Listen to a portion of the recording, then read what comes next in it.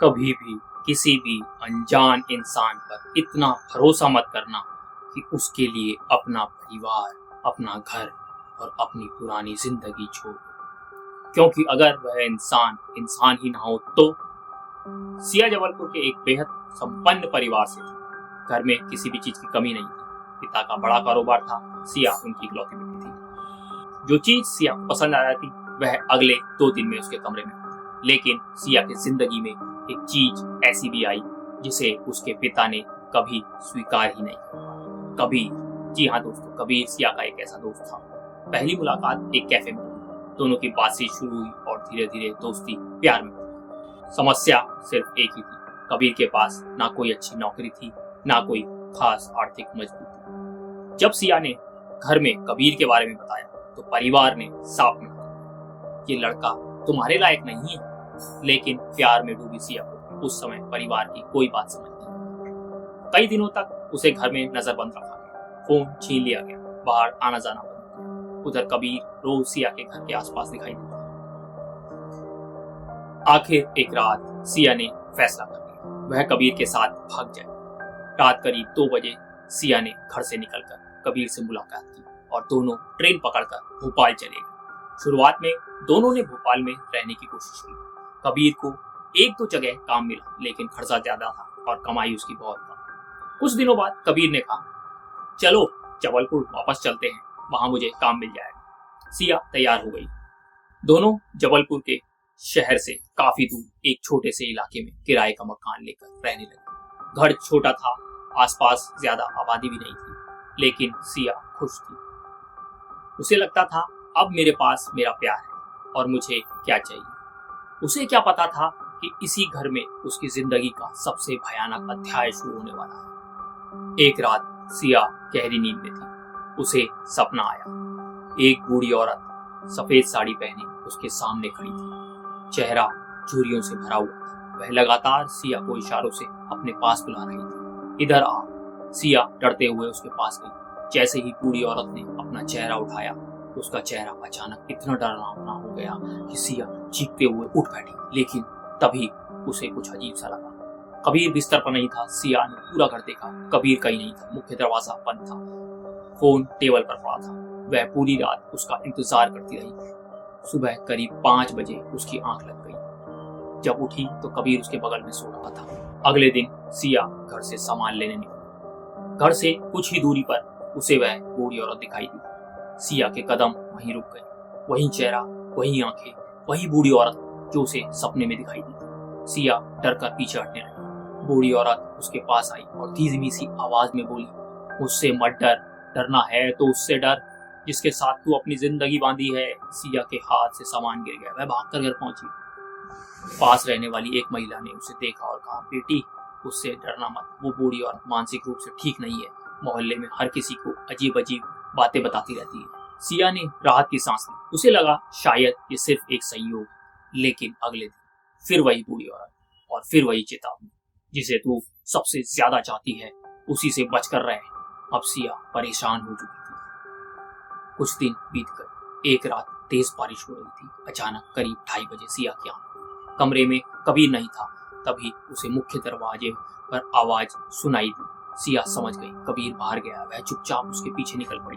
कबीर तेज बारिश में छाता लेकर आगे बढ़ता जा रहा था। सिया भी कुछ दूरी से उसका पीछा कर रही थी। कुछ देर बाद कबीर शहर से बाहर मौजूद एक पुराने शमशान घाट पर पहुंचा।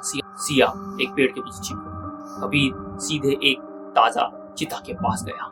कुछ देर तक वह उस चिता को घूरता रहा। फिर उसने झुककर राख हाथ में डाला और कुछ ऐसा उठाया जिसे देखकर सिया के शरीर में खून जमा रह गया। कबीर उस राख को मुंह पर डाल रहा था। सिया के मुंह से चीख निकलते रह गए। उसे समझ नहीं आ रहा था कि वह जिस इंसान से प्यार करती है आखिर वह है कौन। अचानक कबीर ने सिर अपना पीछे की तरफ घुमाया। सिया जो है वो बहुत डर गई, लेकिन कबीर ने उसे नहीं देखा। सिया वहां से भागकर घर आ गई। उसे पूरी रात नींद नहीं आई। सुबह कबीर फिर ऐसे व्यवहार कर रहा था जैसे कि कुछ हुआ ही ना हो। अगली रात सिया को फिर दरवाजे पर दस्तक सुनाई दी। ठक ठक ठक। वह उठी। कबीर फिर गायब था। सिया ने दरवाजा खोला।